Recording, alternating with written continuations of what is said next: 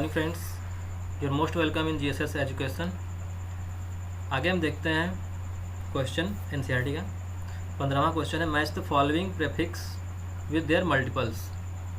यहाँ जितने प्रेफिक्स दिए हुए उनके वो मल्टीपल से मैच कराना है। पहला दिया है micro, Deka, mega, giga, femto. ठीक है, तो यहाँ पे हम और भी बहुत सारे प्रेफिक्स और उनके मल्टीपल्स को लिखे हुए हैं। जैसे डेसी होता है वो 10⁻⁻1, सेंटी 10⁻², मिली 10⁻3। बस ये 3 होते हैं। फिर इसके बाद जितने भी आते हैं वो 3 के मल्टीपल में आते हैं। ठीक है, माइक्रो, नैनो, पीको, फेमटो। आप चाहे तो इसे सीरियल्स याद कर लें और इस मेथड को याद कर लेंगे। यानी पहले 3 जो होंगे वो एक एक करके बढ़ेंगे, फिर उसके बाद 3 के मल्टीपल में ये इंक्रीज करते हैं। ठीक है, इसी तरह से इसका जैसे ये निगेटिव था तो इसका पॉजिटिव है। Deca, hecto, kilo, mega, giga, tera. ये भी पहले 1, 2, 3 में इंक्रीज हुआ, फिर उसके बाद 3 के पावर में। ठीक है, अब इसे हम मिलाएंगे कि माइक्रो क्या होता है। माइक्रो जो होगा वो 10⁻⁻6 यानी ये हो जाएगा फर्स्ट।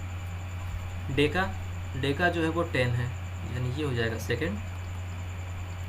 मेगा 10⁻6 ये है यहाँ थर्ड। गीगा 10⁻⁹ 4, और ये जो बच गया ये हो गया फिफ्थ यानी फेमटो 10⁻15। ठीक है, ओके नेक्स्ट। और next question is what do you mean by significant figures. Significant figures क्या होते हैं, उन्हें कैसे कैलकुलेट करते हैं, उनके बहुत सारे रूल होते हैं। इसे हम पिछले लेक्चर में आपको बता चुके हैं, आप चाहे तो वहाँ से देख सकते हैं। इसका यूज जो होता है वो आगे भी हर जगह होगा। जैसे किसी भी क्वांटिटी की वैल्यू या किसी भी फार्मूले की जो वैल्यू आएगी, फाइनली वो लिख देगा कि लास्ट में आपको 3 सिग्निफिकेंट फिगर तक आपको आंसर देना है। ठीक है, तो उसके लिए आपको उसका रूल पता होना चाहिए। बहुत सारे रूल होते हैं, अगर एक भी रूल गलत होता है तो पूरा आंसर आपका गलत हो जाएगा लास्ट वाला। तो स्टेप वाइज मार्किंग तो मिल जाएगी लेकिन लास्ट वाला गलत हो जाएगा। ठीक है, तो आपको इसे अगर देखना हो तो आप पिछले लेक्चर में देख सकते हैं कि कैसे होता है। यहाँ पे हम आपको सिग्निफिकेंट फिगर का डिफिनेशन बताते हैं क्या होता है। Significant figures are those meaningful digits that are known with certainty. Means जो मीनिंगफुल डिजिट्स जो सर्टेन होते हैं। ठीक है, जैसे एक्सपेरिमेंट जो हम करते हैं तो उसमें बहुत सारे वैल्यू सर्टेन नहीं आते हैं।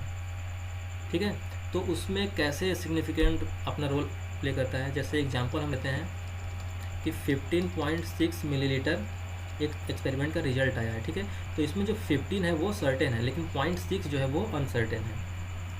तो इस वजह से इसका सिग्निफिकेंट फिगर टोटल कितना आ जाएगा, 3 आ जाएगा। 15.6 यानी 3 डिजिट्स हैं, 3 सिग्निफिकेंट फिगर हो गया इसका। ठीक है, तो इसी तरह से हम लोग बहुत सारे डिजिट्स होते हैं उनका सिग्निफिकेंट फिगर कैलकुलेट करते हैं, उसके रूल होते हैं। डेसिमल में कैसे कैलकुलेट करते हैं, साइंटिफिक नोटेशन में कैसे चेंज करते हैं। तो ये जो पूरा लेक्चर है आप अलग से देख सकते हैं, बना हुआ है, उसमें पूरा आपको नॉलेज मिल जाएगा साइंटिफिक फिगर का और सिग्निफिकेंट फिगर का। ठीक है, तो ये बहुत यूजफुल है। इसे आप अच्छे से अगर समझ लेते हैं, पढ़ लेते हैं तो आगे बहुत काम देगा और हेल्पफुल भी रहेगा। और इससे लास्ट में 1-2 मार्क्स के जो क्वेश्चन आ जाते हैं लास्ट में वो आसानी से आपको मिल जाएगा। ठीक है, तो अब देखते हैं अगला क्वेश्चन। हमारा अगला क्वेश्चन है a sample of drinking water was found to be severely contaminated with chloroform. मतलब इसमें क्लोरोफॉर्म मिला हुआ है और ये कार्सिनोजेनिक, यानी कार्सिनोजेनिक वो सब्सटेंस होते हैं जिनकी वजह से कैंसर होता है। ठीक है, the level of contamination was 15 parts पर मिलियन। पीपीएम जो होता है इसे बोलते हैं पार्ट्स पर मिलियन।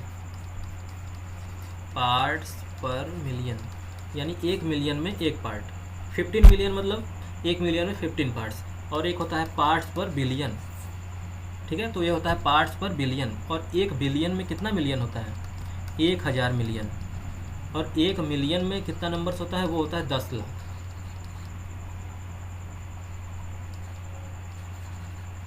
ठीक है, तो 1 मिलियन बराबर 10 लाख, 1 बिलियन में 1000 मिलियन। और पीपीएम मतलब पार्ट्स पर मिलियन, पीपीबी पार्ट्स पर बिलियन। ठीक है, तो ये सब कंसंट्रेशन के टर्म है जो आप सॉल्युबिलिटी में पढ़ेंगे, सेकंड चैप्टर 12th का है, और आप अभी पढ़ लें तो भी फायदा है।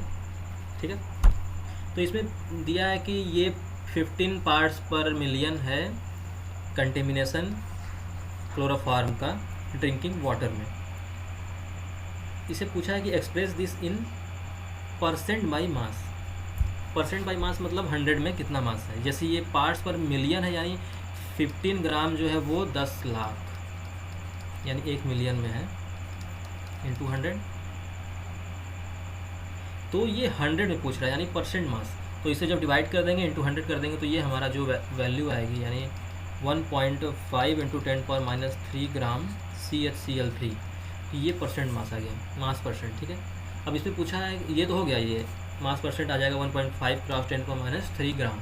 अगला है determine the molality of chloroform in the water sample. Molality क्या होता है? मोलैलिटी जो होता है सॉल्यूट का जो परसेंटेज होता है या सॉल्यूट जो अमाउंट होता है वो 1 लीटर में कितना है, सॉरी 1 kg में कितना है। 1 लीटर बाद मोलैरिटी होता है, ये है मोलैलिटी यानी स्मॉल mc से डिनोट करते हैं, यानी ये 1 kg में कितना है।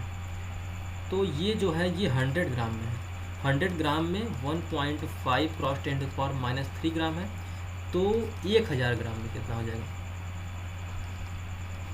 1.5 इंटू 10⁻² ग्राम। अब इसमें मोलैरिटी निकालने के लिए हम लोग जो हमारा वेट आया था 1.5 इंटू 10⁻² ग्राम, यानी 1.5 इंटू 10⁻² ग्राम जो हमारा वेट आया है, इसको हम मोलर मास से डिवाइड कर देंगे। CHCl3, ठीक है। तो CHCl3 जो हमारा क्लोरोफॉर्म होता है, इसका मोलर मास होता है 119.5